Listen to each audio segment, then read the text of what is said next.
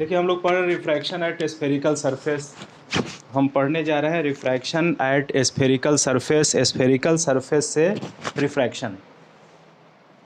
Refraction at spherical surface, मान लीजिए कि यहाँ पे एक स्फेरिकल सरफेस है और यह जो स्फेरिकल सरफेस है ये दो मीडियम को सेपरेट कर रहा है। एक इस तरफ मीडियम है जिसका रिफ्रैक्टिव इंडेक्स μ1 और एक इस तरफ मीडियम है जिसका रिफ्रैक्टिव इंडेक्स μ2 है। इसको आप ऐसे समझिए कि जब हम किसी कंटेनर में वाटर लेते थे तो कंटेनर में जब हम लोग वाटर लेते थे तो इसका एक इंटरफेस होता था, प्लेन इंटरफेस, और यह प्लेन इंटरफेस दो मीडियम को सेपरेट करता था जिसमें एक मान लीजिए एयर है और दूसरा वाटर है और इसको एक प्लेन इंटरफेस सेपरेट कर रहा है। अब सपोज करिए कि इमेजिन करिए कि अगर वाटर सरफेस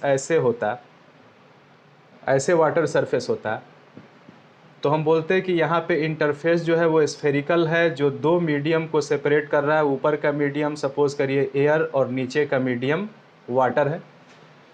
तो इसके पहले हम लोग शुरू में जो इंटरफेस ले रहे थे that interface was a plane interface, और वह प्लेन इंटरफेस दो मीडियम को सेपरेट कर रहा था जिसमें एक का रिफ्रैक्टिव इंडेक्स सपोज करिए μ1 और दूसरे का μ2 है। और अब सपोज करिए इंटरफेस स्फेरिकल है जो दो मीडियम को सेपरेट कर रहा है जिसमें एक का रिफ्रैक्टिव इंडेक्स μ1 है और दूसरे का रिफ्रैक्टिव इंडेक्स μ2 है। उसी चीज़ को मैंने यहाँ पे डायग्राम में शो किया है कि एक स्फेरिकल टाइप का इंटरफेस है, स्फेरिकल सरफेस है जो दो मीडियम को सेपरेट कर रहा है जिसमें से एक का रिफ्रैक्टिव इंडेक्स, इस तरफ का रिफ्रैक्टिव इंडेक्स μ1 है, जैसे मान लीजिए इधर एयर है, और इस तरफ का रिफ्रैक्टिव इंडेक्स μ2 है, सपोज करिए इस तरफ ग्लास है। अब यह जो इंटरफेस है इसके मिड पॉइंट को बोलते हैं, mid point of the interface is called pole. तो यह पॉइंट पोल हो गया। इस स्फेरिकल इंटरफेस से अगर एक स्फेयर बनाया जाए तो इस स्फेयर का जो सेंटर होता है that is called centre of curvature, तो इसको सेंटर ऑफ कर्वेचर बोलते हैं। और पोल से लेकर सेंटर ऑफ कर्वेचर तक के डिस्टेंस को this is called radius of curvature, और इसको अगर आगे बढ़ा दें तो दिस इज प्रिंसिपल एक्सिस। ये प्रिंसिपल एक्सिस हो गया इस इंटरफेस का। तो जो इंटरफेस गिवन है उस इंटरफेस का जो मिड पॉइंट है that is called pole. Interface का जो मिड पॉइंट है दैट इज कॉल्ड पोल। और स्फेरिकल इंटरफेस से अगर एक स्फेयर कंप्लीट किया जाए तो उस स्फेयर का जहाँ पे सेंटर होगा that is called centre of curvature. जो इंटरफेस है उस इंटरफेस का जो मिड पॉइंट है that mid point is called pole of the interface, pole of the spherical interface.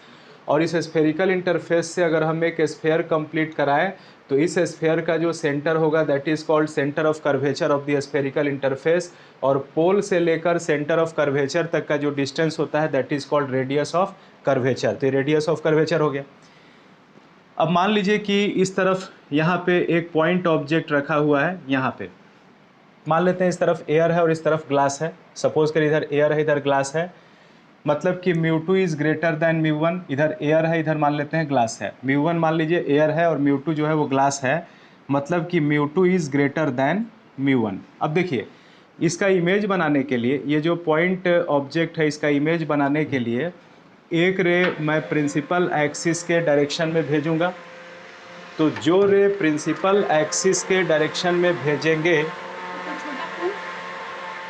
जो रे हम प्रिंसिपल एक्सिस के डायरेक्शन में भेजेंगे वह रे उसी डायरेक्शन में निकल जाएगी। तो एक तो रे ऐसे ही निकल जाएगी प्रिंसिपल एक्सिस के डायरेक्शन में, और एक रे सपोज करिए मैंने ऐसे तिरछा भेज दिया ओडी के डायरेक्शन में, यहाँ पे ऐसे रे भेजा।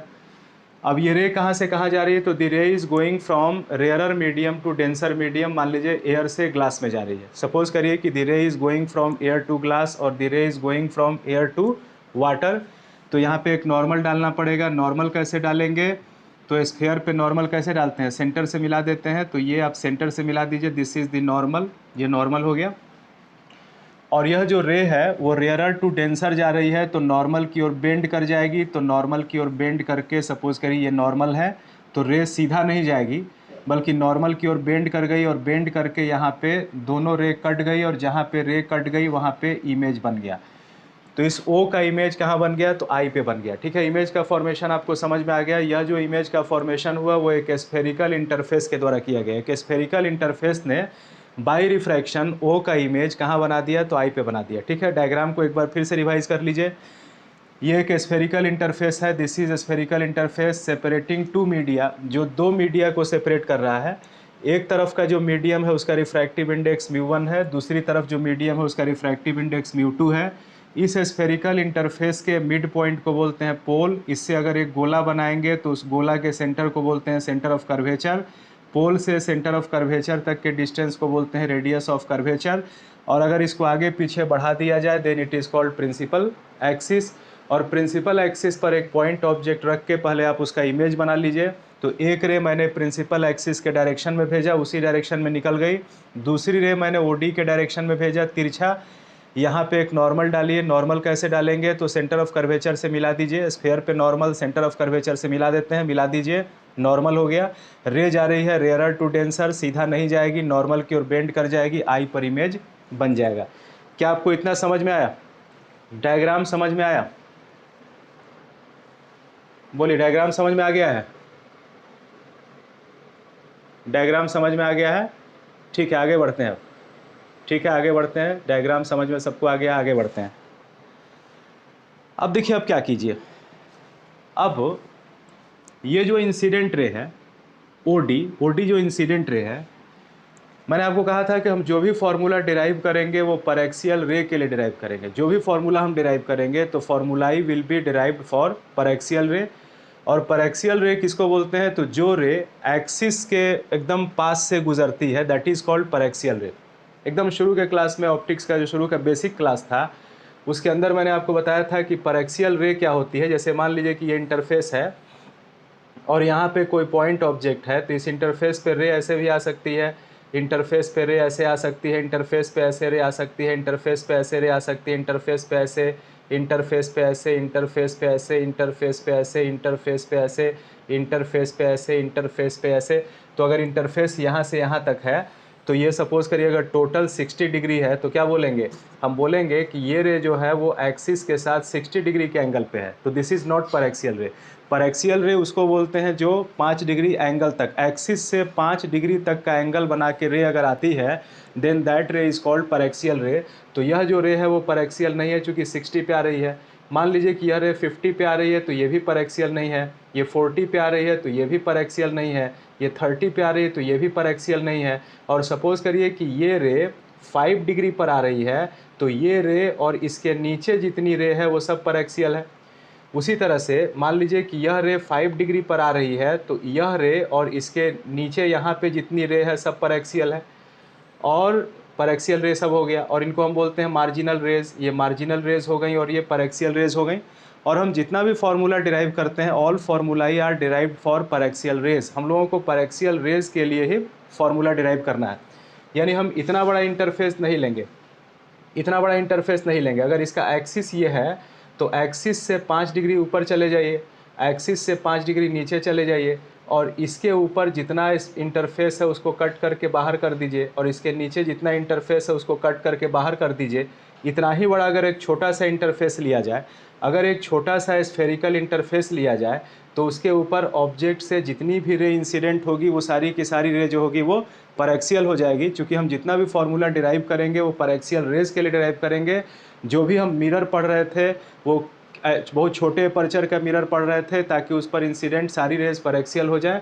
तो हम एक बहुत छोटे एपर्चर का स्फेरिकल इंटरफेस लेंगे ताकि उस पर इंसिडेंट सारी रेज परएक्सियल हो जाए, जिसको मैंने यहाँ पे जूम करके बनाया है। डायग्राम को मैंने जूम करके यहाँ बना दिया है बट इसका एपर्चर काफ़ी छोटा है। ठीक है, तो यह जो इंसिडेंट रे है वो परएक्सियल है। इंसिडेंट रे जो है वो परएक्सियल, आपको मानना है कि इसका एपर्चर काफ़ी छोटा है, इसका जो एपर्चर है उसको मानना है काफ़ी छोटा है, तो ओडी परएक्सियल है। तो आप क्या करिए कि ये परएक्सियल रे है तो एक्सिस के साथ उसके एंगल को कुछ मान लीजिए, माना एंगल अल्फ़ा बन रहा है।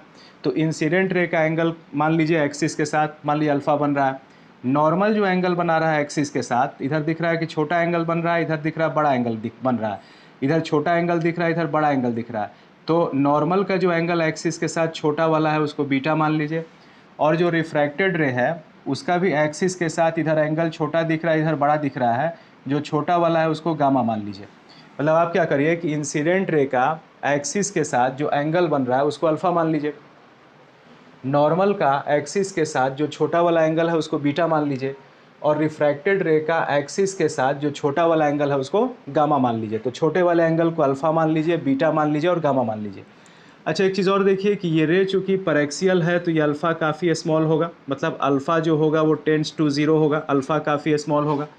अच्छा, ये भी एंगल स्मॉल होगा, ये चूँकि परएक्सियल रे हम पढ़ रहे हैं तो अल्फ़ा काफ़ी स्मॉल होगा, ये रे एक्सिस से एकदम सट के होगी, अल्फ़ा का मान 5 डिग्री तक होगा तो अल्फ़ा काफ़ी छोटा होगा।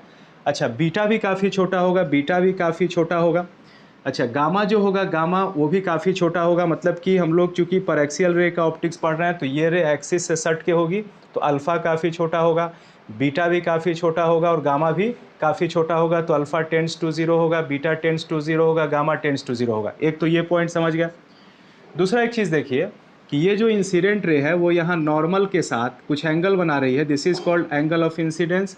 और यह जो रिफ्रैक्टेड रे है वो भी नॉर्मल के साथ कुछ एंगल बना रही है, that is called angle of refraction. तो क्या आप इस अल्फ़ा, बीटा और गामा के थ्रू आई का मान बता सकते हैं कि आई का मान कितना होगा और आर का मान कितना होगा? Can you calculate i and r in terms of alpha, beta and gamma? क्या फिगर की ज्योमेट्री से बता सकते हैं कि एंगल ऑफ इंसिडेंस जो होगा वो कितना होगा, एंगल ऑफ इंसिडेंस कितना होगा और एंगल ऑफ रिफ्रैक्शन कितना होगा? तो देखिए हम आपको बता रहे हैं कि एंगल ऑफ इंसिडेंस कितना होगा और एंगल ऑफ रिफ्रैक्शन कितना होगा। देखिए यहाँ पे एक ट्रायंगल बन रहा है और ट्रायंगल का ये एंगल अल्फ़ा है और ये एंगल बीटा है और ये साइड बढ़ा हुआ है। तो हम जानते हैं कि अगर किसी ट्रायंगल का कोई साइड बढ़ा हुआ हो तो एक्सटीरियर एंगल जो होता है वो सम ऑफ अपोजिट इंटीरियर एंगल्स के बराबर होता है। तो ध्यान दीजिए, यहाँ पे ये ट्रायंगल है अल्फ़ा और बीटा के साथ, ये वाला ट्रायंगल बन रहा है, ये बढ़ा हुआ है, तो बढ़ा हुआ है तो जो एक्सटीरियर एंगल आई होगा वो अल्फ़ा प्लस बीटा के बराबर होगा। मतलब कि आई जो होगा, i will be equal to alpha plus beta. अब सोचिए आर कितना होगा, तो आई हम जान गए कि अल्फ़ा प्लस बीटा होगा, आई जो होगा वो अल्फ़ा प्लस बीटा होगा। अब सोचिए आर कितना होगा, what will be the value of r? तो आर का वैल्यू निकालना है बीटा, अल्फ़ा और गामा के रूप में। तो अब ये देखिए यहाँ पे भी एक ट्रायंगल बन रहा है और यहाँ पे जो ट्रायंगल बन रहा है उसका ये साइड ऐसे बढ़ा हुआ है, इस ट्रायंगल का ये साइड बढ़ा हुआ है। तो अगर इस ट्रायंगल का ये साइड बढ़ा हुआ है तो ये एक्सटीरियर एंगल बीटा है और बीटा किसके बराबर होगा? तो बीटा जो होगा, इस ट्रायंगल का ये साइड बढ़ा हुआ है और किसी ट्रायंगल का अगर एक साइड बढ़ा दिया जाए तो जो एक्सटीरियर एंगल होता है वो अपोजिट इंटीरियर एंगल्स के सम के बराबर होता है। तो बीटा जो होगा वो आर प्लस गामा के बराबर होगा, बीटा जो होगा वो आर प्लस गामा के बराबर होगा। और यहाँ से हम लोग आर का मान निकाल सकते हैं, तो यहाँ से आर कितना होगा? तो बीटा माइनस गामा होगा, आर जो होगा वो बीटा माइनस गामा होगा।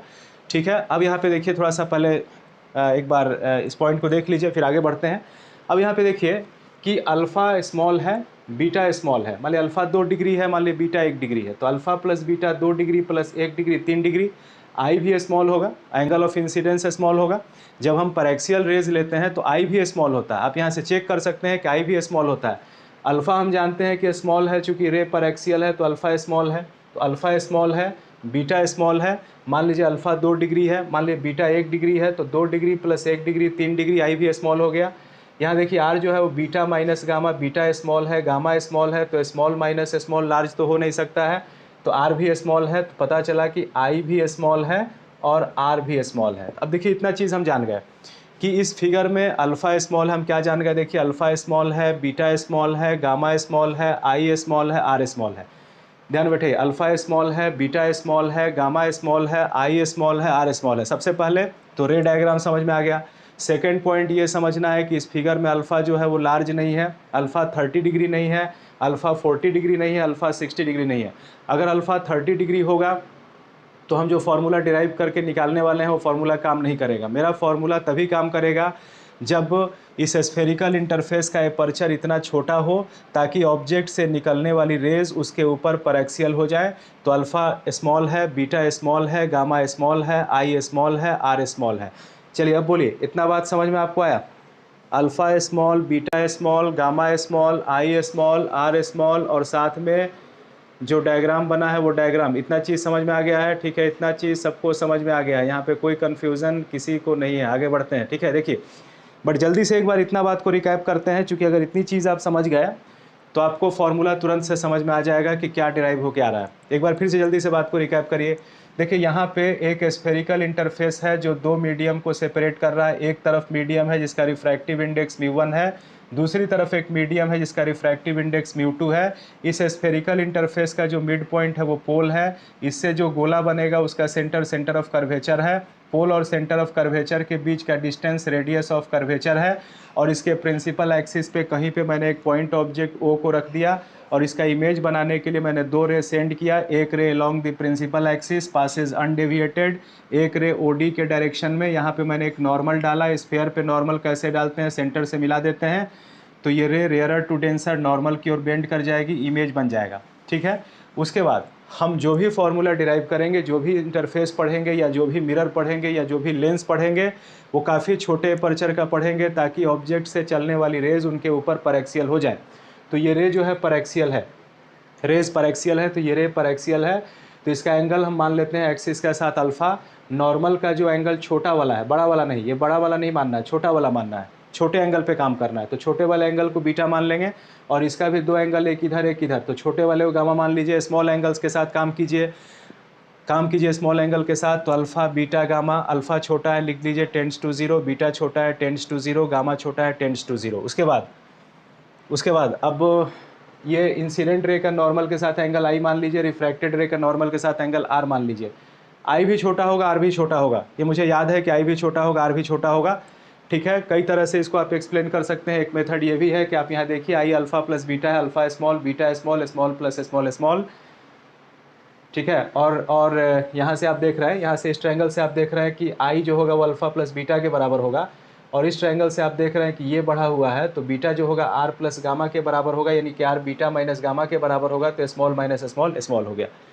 अब इतना चीज़ हम समझ गए हैं। अब हम क्या करें, अब हमको स्नेल्स लॉ लिखना चाहिए। उसके बाद एक चीज़ और है कि हम जानते हैं कि जब थीटा स्मॉल होता है, एक चीज़ और हमें पता होना चाहिए कि जब थीटा स्मॉल होता है, थीटा टेंड्स टू 0 होता है, तो कैलकुलस कहता है कि साइन थीटा भी थीटा के बराबर होता है और टैन थीटा भी थीटा के बराबर होता है। जब थीटा स्मॉल होता है तो साइन थीटा, थीटा और टैन थीटा में कोई अंतर नहीं है। साइन थीटा, थीटा और टैन थीटा में कोई अंतर नहीं है। आप साइन थीटा बोलिए, थीटा बोलिए, टैन थीटा बोलिए, इनमें कोई डिफरेंस नहीं है। ठीक है, स्क्रीनशॉट लीजिए।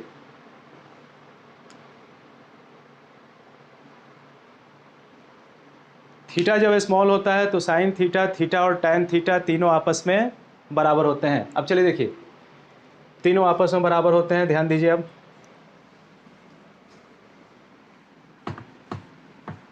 हम यहाँ पे अब लिख रहे हैं स्नेल्स लॉ।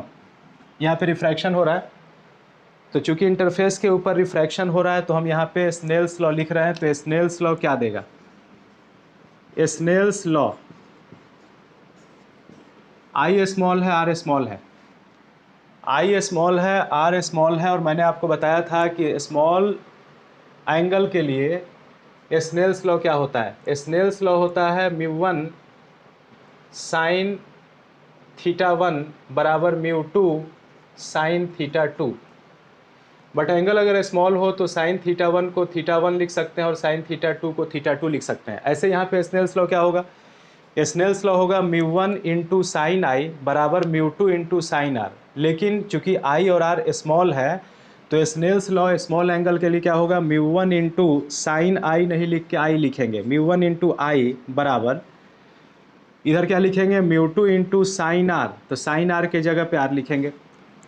मैंने आपको ये क्वेश्चन भी सिखाया था कि स्मॉल एंगल के लिए स्नेल्स लॉ होता है μ1 आई बराबर μ2 आर। μ1 इंटू साइन आई, तो साइन आई को आई कर दीजिए, is equal to μ2 into sine R, तो साइन आर को आर कर दीजिए। तो μ1 into I is equal to μ2 into R. ये हो गया स्नेल्स लॉ। ठीक है, अब देखिए यहाँ पे आई का मान पुट कर दीजिए। आई का मान मैंने कैलकुलेट किया था, आई कितना निकला था, तो अल्फ़ा प्लस बीटा। आई निकल गया था अल्फ़ा प्लस बीटा बराबर μ2 इंटू आर। आर का मान पुट कर दीजिए, आर कितना है, बीटा माइनस गामा। तो आर यहाँ पे है बीटा माइनस गामा। ये आपको समझ में आ गया। यहाँ पे मैंने स्नेल्स लॉ अप्लाई किया, रिफ्रैक्शन हो रहा है तो μ1 इंटू साइन आई को मैंने आई लिख दिया। तो μ1 इंटू आई बराबर μ2 into sine R, R small है तो μ2 इंटू आर।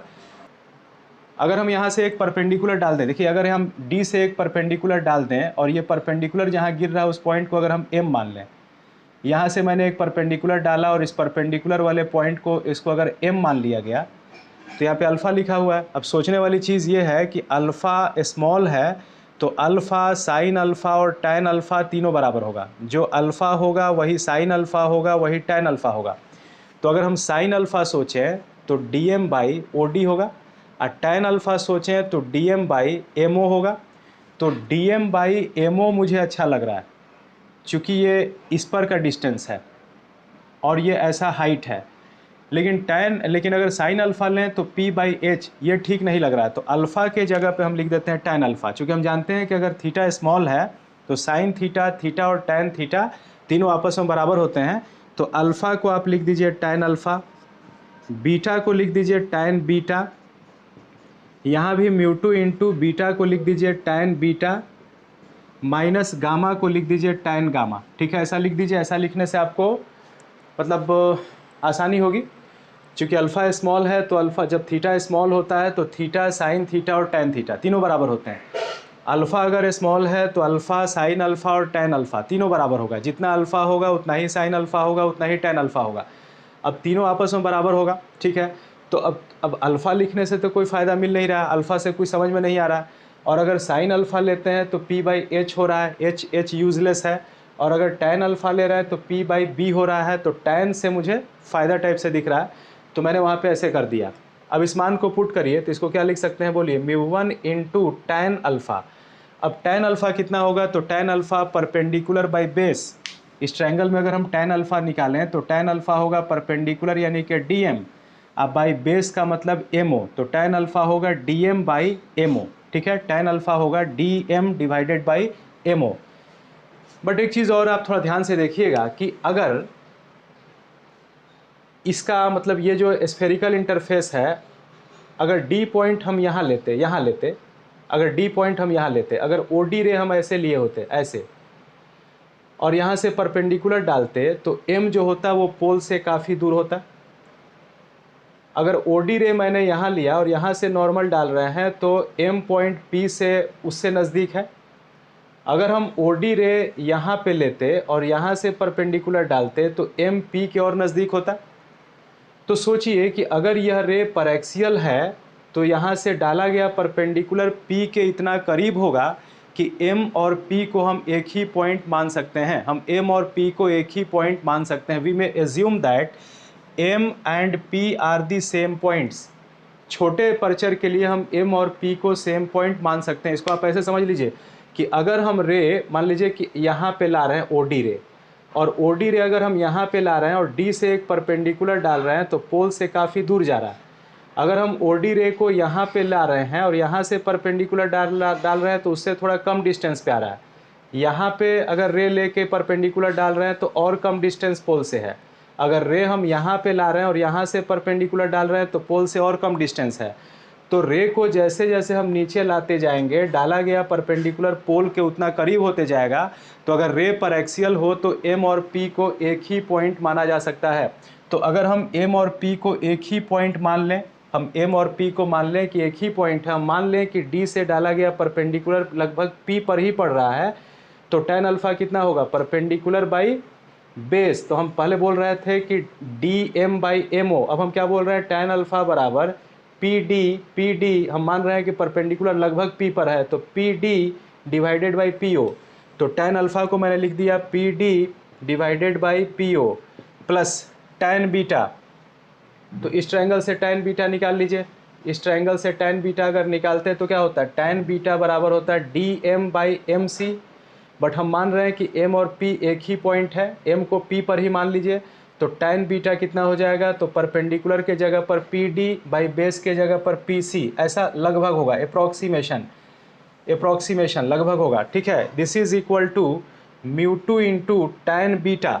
तो टैन बीटा, फिर देखिए टैन बीटा हम ऐसे ऐसे ट्रायंगल ले रहे हैं, ऐसे हम ट्रायंगल ले रहे हैं, तो tan beta PD by PC, tan beta PD by PC plus नहीं माइनस टैन गामा। तो टैन गामा आप इस ट्रायंगल से लिख लीजिए, ऐसे इस ट्रायंगल से लिख लीजिए। तो टैन गामा परपेंडिकुलर फिर PD बाई बेस हो गया PI, this is PD divided by PI। ठीक है, अब देखिए यहाँ भी यहाँ भी हम पी डी कॉमन ले सकते हैं, पी डी यहाँ भी पी डी कॉमन ले सकते हैं, ठीक है। इधर भी पी डी कॉमन लीजिए तो क्या होगा, μ1 into P D 1/PO plus 1/PC, μ2 into P D 1/PC minus 1/PI। तो पी डी कट जाएगा, पी डी कट जाएगा, तो क्या बचेगा बोलिए, ये बच जाएगा μ1 इंटू 1/PO। तो P से लेकर O तक ऑब्जेक्ट डिस्टेंस है, P से लेकर O तक ऑब्जेक्ट डिस्टेंस है, और हम जानते हैं कि इंसिडेंट रे के डायरेक्शन में मेज़र किया गया डिस्टेंस पॉजिटिव होता है और इंसिडेंट रे के अपोजिट नेगेटिव होता है, और सारा डिस्टेंस पोल से मापते हैं। तो सारा डिस्टेंस यही से मापा जाएगा। इंसिडेंट रे इधर से है तो पोल के इधर पॉजिटिव होगा और पोल के इधर नेगेटिव होगा, तो पोल से ऑब्जेक्ट तक का डिस्टेंस नेगेटिव होगा -u। तो PO का मान होगा -u प्लस 1/PC, पोल से लेकर सेंटर ऑफ कर्वेचर तक। This is called radius of curvature इस स्फेरिकल इंटरफेस का।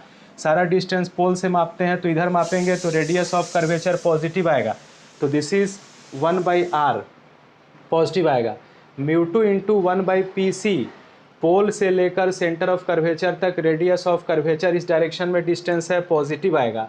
-1/PI, पोल से लेकर I तक इमेज तक के डिस्टेंस को इमेज डिस्टेंस बोलते हैं और इसको V से डिनोट करते हैं। इधर है तो पॉजिटिव आएगा, चूँकि इंसिडेंट रे इधर से आ रही है तो V हो जाएगा पॉजिटिव। अब अगर इसको अरेंज करके हम लिख लें तो क्या रिजल्ट आ गया, अरेंज करके लिख रहे हैं, ठीक है, अरेंज करके लिख रहे हैं तो μ1 से 1/-u मल्टीप्लाई होगा तो क्या होगा, ये हो जाएगा -μ1/u, ठीक है। इससे ये मल्टीप्लाई होगा तो हो जाएगा प्लस μ1/r, इधर μ2 से 1/r मल्टीप्लाई होगा तो ये हो जाएगा μ2/r, इधर μ2 से 1/v मल्टीप्लाई होगा तो ये हो जाएगा -μ2/v, ठीक है। हम कर क्या रहे हैं कि u और v को एक तरफ कर रहे हैं, जैसे मिरर फार्मूला में बनाते हैं 1/v प्लस 1/u 1/f, उसी तरह से u और v को सेम साइड कर रहे हैं, तो -μ2/v और -μ1/u सेम साइड आएगा, तो ये इस तरफ आएगा, तो माइनस है तो प्लस हो जाएगा, दिस इज μ2/v, ये हो जाएगा -μ1/u बराबर, ये r उधर चला जाएगा तो μ2/r माइनस μ1/r, ये फॉर्मूला हो गया μ2/v minus μ1/u is equal to μ2 minus μ1 divided by r। LCM लेके ये फॉर्मूला याद कर लीजिए, और ये डेरिवेशन आपको बोर्ड एग्ज़ाम में निश्चित रूप से पूछा जाएगा। बोर्ड एग्ज़ाम में यह डेरिवेशन निश्चित रूप से आपको पूछा जाएगा। अगर प्रीवियस ईयर क्वेश्चन बैंक उठाइएगा तो आप देखिएगा ये क्वेश्चन बहुत बार पूछा गया। तो मैंने आपको बोला था कि यहाँ से आपको बोर्ड का क्वेश्चन भी आने लगेगा, और ये बोर्ड का डेरिवेशन हो गया। इस पर क्वेश्चन सॉल्व करेंगे तो क्वेश्चन आपको जेईई नीट बोर्ड के लिए भी होगा, ठीक है। अब आइए इस पर क्वेश्चन करते हैं। तो क्वेश्चन करने से पहले आप ध्यान दीजिए कि यहाँ पे ये जो फॉर्मूला निकला है कि μ2/v minus μ1/u divided by μ2 minus μ1 divided by r, इसमें जो μ2 है वो किस मीडियम का रिफ्रैक्टिव इंडेक्स है, तो μ2 उस मीडियम का रिफ्रैक्टिव इंडेक्स है जिसमें रिफ्रैक्टेड रे है, ठीक है। जैसे मान लीजिए कि इंसिडेंट रे इधर μ1 होता था, इधर μ2 होती थी, इंसिडेंट रे इधर से आती थी, इंसिडेंट रे एक मीडियम से आती थी, चलिए बोलिए क्या क्या कर रहे हैं, क्या बोल रही हैं, बोलिए सलोनी क्या बोल रही हैं।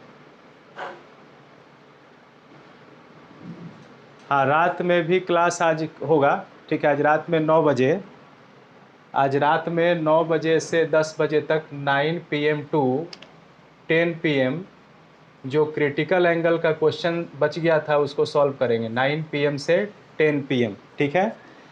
आप लोगों का नेट बचा हुआ है कि नहीं बचा हुआ है, क्लास कर सकते हैं ना। 8 बजे से रखें, चलिए 8 बजे से रखते हैं, 9 बजे से नहीं, 8 बजे से। अच्छा पहले बोलिए 8 बजे से रखते हैं, सबका नेट बचा हुआ है, नेट रहेगा ना, ठीक है ठीक है। तो 8 बजे से 9 बजे तक, 8 बजे से 9 बजे तक जो क्रिटिकल एंगल का क्वेश्चन बच गया है उसको सॉल्व करेंगे, ठीक है। बचा के अपना डेटा रखिएगा, 8 बजे से 9 बजे तक क्रिटिकल एंगल का क्वेश्चन सॉल्व करेंगे, ठीक है।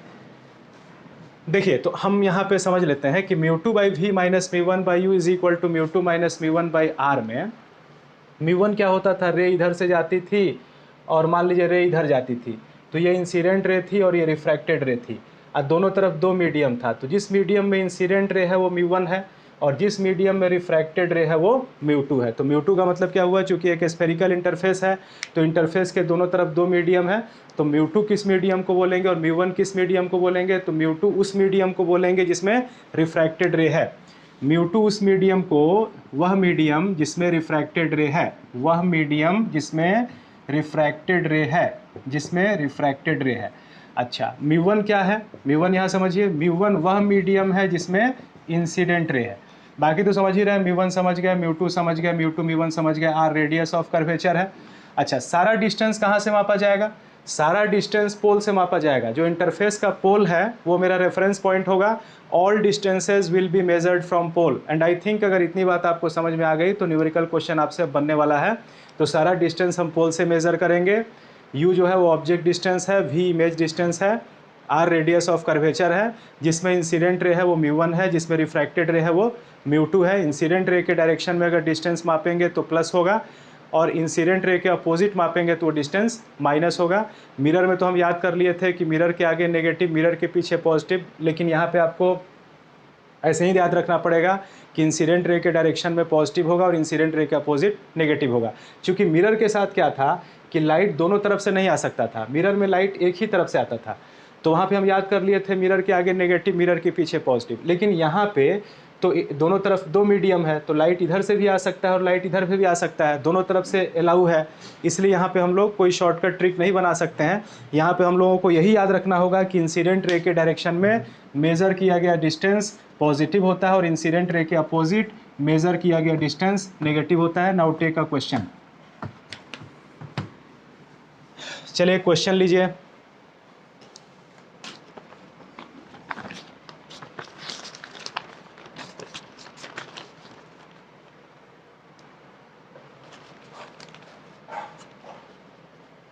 क्वेश्चन में एक स्फेरिकल इंटरफेस है,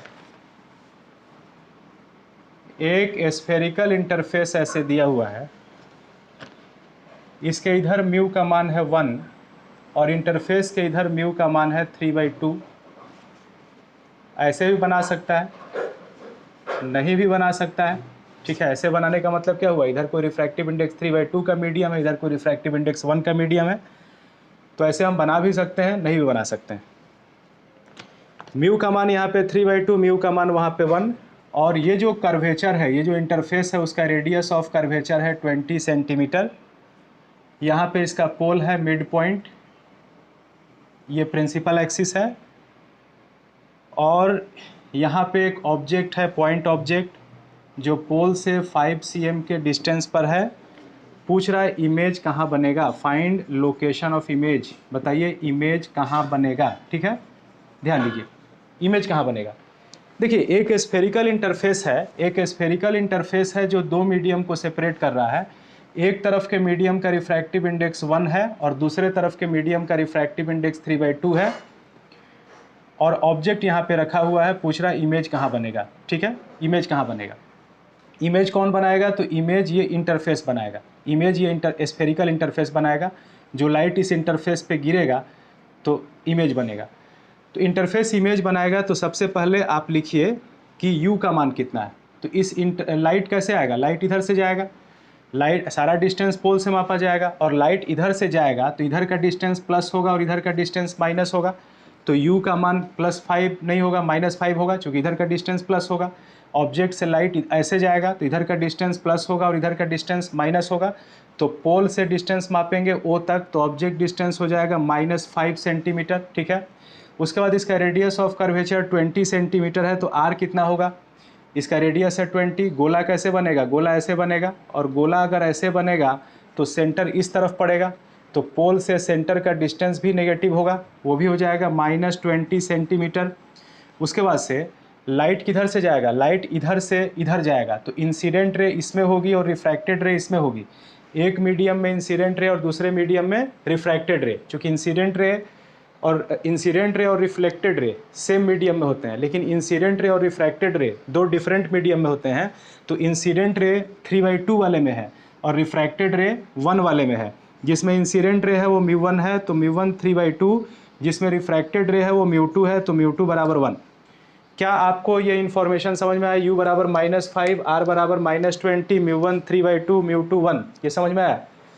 ये जो स्फेरिकल इंटरफेस है, इस स्फेरिकल इंटरफेस के लिए जो ऑब्जेक्ट रखा गया है उसका u जो है -5 है, r जो है इंटरफेस का रेडियस ऑफ कर्वेचर -20, ठीक है, समझ में आ गया है, r -20, ठीक है, और u जो है -5, r -20, μ1 3/2 और μ2 1 हो गया।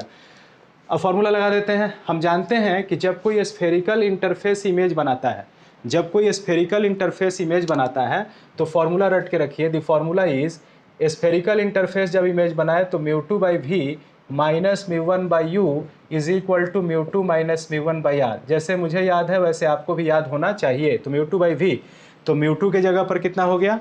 μ2 के जगह पर हो गया 1/v, v मुझे निकालना है, इमेज कहाँ बनेगा वो मुझे निकालना है, माइनस μ1 के जगह पर 3/2 divided by object distance -5, this is -5 बराबर μ2 के जगह पे हो गया 3/2 माइनस μ1 के जगह पर 1, नहीं, μ2 के जगह पर 1, μ2 के जगह पर 1 माइनस μ1 के जगह पर 3/2 divided by radius of curvature -20, ठीक है। μ2 के जगह पर 1 माइनस μ1 के जगह पर 3/2 बराबर इतना हो गया। ये कितना हो गया? This is 1/v, minus minus plus हो जाएगा, 3/2 इंटू 5/1 है तो 1/5 इज इक्वल टू 1 में से 3/2 जाएगा, तो 1 में से 3/2 जाएगा तो 2 - 3, 2 - 3 माइनस 1/2, माइनस माइनस कट गया, 1/2 इंटू ये 1/20 हो जाएगा, दिस इज 1/40। आपको समझ में आ रहा होगा?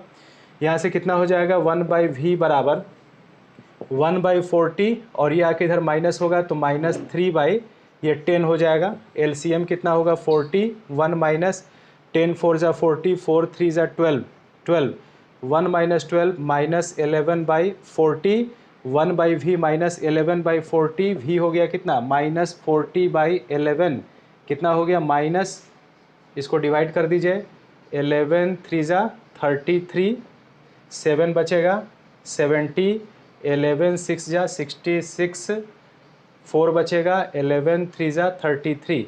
अगर मेरा कैलकुलेशन सही है तो v का मान आ गया -3.63 सेंटीमीटर। माइनस साइन क्या बता रहा? माइनस साइन बता रहा है कि इंसिडेंट रे के अपोजिट डायरेक्शन में इमेज बनेगा। माइनस साइन बताता है कि इंसिडेंट रे के अपोजिट डायरेक्शन में इमेज बनेगा। तो इंसिडेंट रे चूँकि इधर से है तो इमेज जो होगा वो इधर बनेगा। कितने डिस्टेंस पर? तो 3.63 पर, मतलब पोल से 3.63 पर इसका इमेज बनेगा। तो यहाँ से यहाँ तक 5 है और मान लीजिए यहाँ से यहाँ 3.63 है, तो इसका इमेज इस इंटरफेस के द्वारा यहाँ पे बनाया जाएगा। रिवाइज किया जाए कि क्वेश्चन दें? रिवाइज करें, क्वेश्चन दें?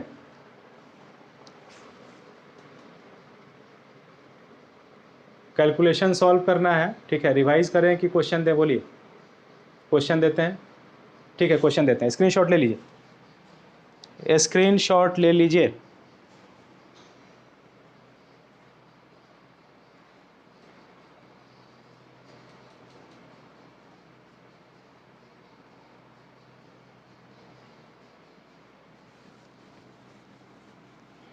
नेक्स्ट क्वेश्चन हम लिखते हैं, सॉल्व कीजिए।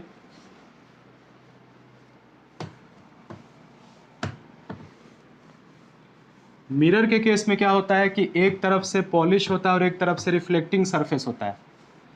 तो वहाँ पे लाइट दोनों तरफ से नहीं आता है, वहाँ पे लाइट एक ही तरफ से आता है। जिधर रिफ्लेक्टिंग सरफेस होता है उधर ही से लाइट आएगा। जबकि इंटरफेस के केस में क्या है कि दोनों तरफ दो मीडियम है, तो लाइट इधर से भी जा सकता है और उधर से भी आ सकता है।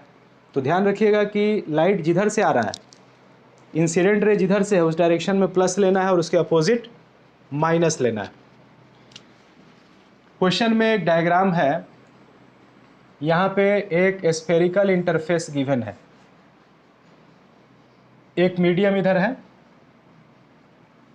इधर जो मीडियम है उसका रिफ्रैक्टिव इंडेक्स है म्यू इज इक्वल टू 3/2। यहाँ पे इसका पोल है, pole is taken as origin 0 0, ये प्रिंसिपल एक्सिस है, और ये जो स्फेरिकल सरफेस है उसका रेडियस ऑफ कर्वेचर 30 सेंटीमीटर है। यहाँ पे एक ऑब्जेक्ट दिया हुआ है, और कह रहा है कि ऑब्जेक्ट से जब रे चलती है ऐसे और इंटरफेस के ऊपर जब इंसिडेंट होती है तो क्वेश्चन के अनुसार ये रे जो है वो एक दूसरे के पैरेलल दूसरे मीडियम में जाती है, ऐसे जाती है। ऑब्जेक्ट से जो चलने वाली रे होती है वो दूसरे मीडियम में जाने के बाद पैरेलल हो जाती है, ऐसा क्वेश्चन में दिया हुआ है। इधर का रिफ्रैक्टिव इंडेक्स 4/3 गिवन है, इस इंटरफेस के इस तरफ का रिफ्रैक्टिव इंडेक्स 4/3 गिवन है, उस तरफ का रिफ्रैक्टिव इंडेक्स 3/2 गिवन है, रेडियस ऑफ कर्वेचर 30 गिवन है। ठीक है, कह रहा है कि फाइंड कीजिए कि ऑब्जेक्ट डिस्टेंस u का मान कितना है, पोल से ऑब्जेक्ट का डिस्टेंस u कितना है। ठीक है, क्वेश्चन आपको समझा देते हैं। क्वेश्चन क्या है? क्वेश्चन है कि मेरे पास एक स्फेरिकल इंटरफेस है और ये स्फेरिकल इंटरफेस दो मीडियम को सेपरेट कर रहा है, जिसमें इस तरफ का जो मीडियम है उसका रिफ्रैक्टिव इंडेक्स म्यू जो है 4/3 के बराबर है और उस तरफ का जो मीडियम है उसका रिफ्रैक्टिव इंडेक्स 3/2 के बराबर है। मतलब इधर वाटर है, इधर ग्लास है और इसके प्रिंसिपल एक्सिस पर यहाँ पे कोई ऑब्जेक्ट कुछ डिस्टेंस पे रखा हुआ है, बट कुछ इस तरह से रखा हुआ है, कुछ ऐसे डिस्टेंस पे रखा हुआ है कि ऑब्जेक्ट से रे चल के जब स्फेरिकल इंटरफेस पे गिरती है और जब ग्लास में जाती है तो वो आपस में सब पैरेलल जाती है, सब पैरेलल जाती है। तो बताइए कि u का मान कितना है, कितने डिस्टेंस पर ऑब्जेक्ट को रखा जाए, कितने डिस्टेंस पर ऑब्जेक्ट को रखा जाए ताकि इंटरफेस पे इंसिडेंट होने के बाद जब रे दूसरे मीडियम में जाए तो आपस में पैरेलल हो जाए। Solve it.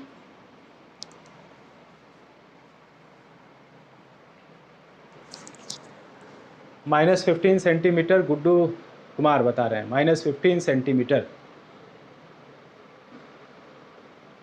कितने डिस्टेंस पर ऑब्जेक्ट रखा जाए ताकि दूसरे मीडियम में जाने के बाद रे पैरेलल हो जाए। सॉल्व करते हैं। ठीक है, सॉल्व करते हैं। देखिए ये एक इंटरफेस है, इंटरफेस के इधर म्यू 4/3 सब मिला, ये इंटरफेस है, इंटरफेस के इधर म्यू 4/3, इंटरफेस के इधर म्यू 3/2। इंसिडेंट रे किस में है, तो इंसिडेंट रे 4/3 में है और रिफ्रैक्टेड रे किस में है, 3/2 में है। ये हमेशा ध्यान लीजिए, इंसिडेंट रे किस में है और रिफ्रैक्टेड रे किस में है। राधेश्याम -240, ठीक है, -240 राधेश्याम बता रहे हैं।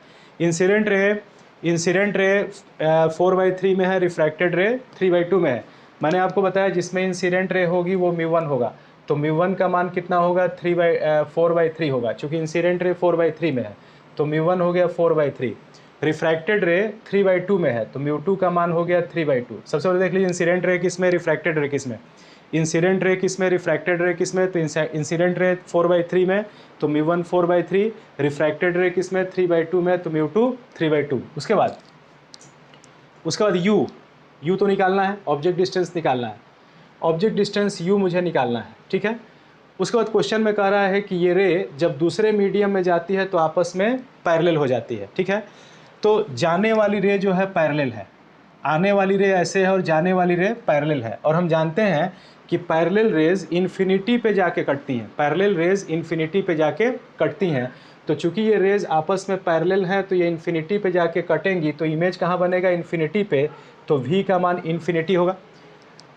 अब वो इन्फिनिटी क्या होगा, प्लस इन्फिनिटी होगा कि माइनस इन्फिनिटी होगा, तो ऐसे बढ़ेगी बढ़ेगी कहीं पे जाके इन्फिनिटी पे कट जाएगी। तो ये डिस्टेंस पोल से मेज़र करेंगे तो इंसिडेंट रे इधर से है तो इधर का डिस्टेंस प्लस में होगा, इधर का डिस्टेंस प्लस में होगा। ठीक है, तो v का मान हो गया प्लस इन्फिनिटी। अब इसका रेडियस ऑफ कर्वेचर लिख लीजिए, तो रेडियस ऑफ कर्वेचर इसका 30 है। गोला कैसे बनेगा, तो गोला ऐसे बनेगा, गोला ऐसे बनेगा, तो सेंटर ऑफ कर्वेचर इधर होगा, तो पोल से सेंटर ऑफ कर्वेचर का डिस्टेंस इधर होगा, पोल से सेंटर ऑफ कर्वेचर का डिस्टेंस इधर होगा और ये जो डायरेक्शन है वो पॉजिटिव डायरेक्शन है, तो रेडियस ऑफ कर्वेचर भी मेरा पॉजिटिव होगा, +30। सलोनी का आंसर है 30। ठीक है, तो यहाँ पे हो गया +30। अब देखिए μ1 पता चल गया, μ2 पता चल गया, u निकालना है, v पता चल गया, r पता चल गया। फार्मूला लगा दीजिए कि जब कोई स्फेरिकल इंटरफेस इमेज बनाता है, जब कोई स्फेरिकल इंटरफेस इमेज बनाता है तो इक्वेशन होता है μ2/v minus μ1/u is equal to μ2 minus μ1 divided by r। μ2 के जगह पर क्या पुट करेंगे, तो μ2 के जगह पर 3/2 बाई v का मतलब इन्फिनिटी माइनस μ1 के जगह पर 4/3 डिवाइडेड बाई u निकालना है, μ2 हो गया 3/2 minus μ1 4/3 by radius of curvature 30। ठीक है, इसको आगे सॉल्व करते हैं। 3/2 बाई इन्फिनिटी, 3/2/इन्फिनिटी क्या हो जाएगा 0। किसी भी चीज़ को हम इन्फिनिटी से डिवाइड करते हैं तो 0 आ जाता है। 3/2/इन्फिनिटी ये हो गया 0, तो 0 हो गया तो क्या बचा, ये बच गया -4/3 -4/3 इंटू u/1 है तो ये हो जाएगा 1/u। और यहाँ पे एलसीएम लीजिए तो 2 3 का एलसीएम हो गया 6, 2 3 ज़ा 6, 3 3 ज़ा 9, -3 2 ज़ा 6, 2 4 ज़ा 8 डिवाइडेड बाई दिस इज़ 30। ये कितना हुआ, this is -4 divided by 3u। 9 - 8 गया 1/6, 1/6 इंटू 30/1 1/30। 3 से 30 कैंसिल हो गया कितने बार, 10 बार।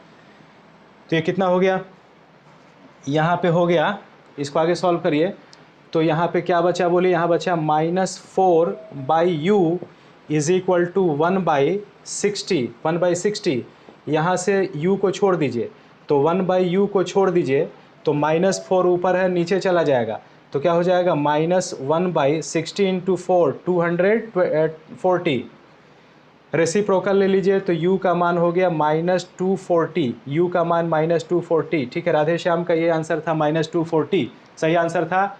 ठीक है, तनुशाही का भी आंसर 240 आया है, लेकिन माइनस साइन क्या बता रहा है, इंसिडेंट रे के अपोजिट, मतलब इंसिडेंट रे इधर है तो यहाँ से 240 के डिस्टेंस पर जब हम ऑब्जेक्ट को रखेंगे तो इमेज जो होगा वो इन्फिनिटी पे फॉर्म कर जाएगा। ठीक है,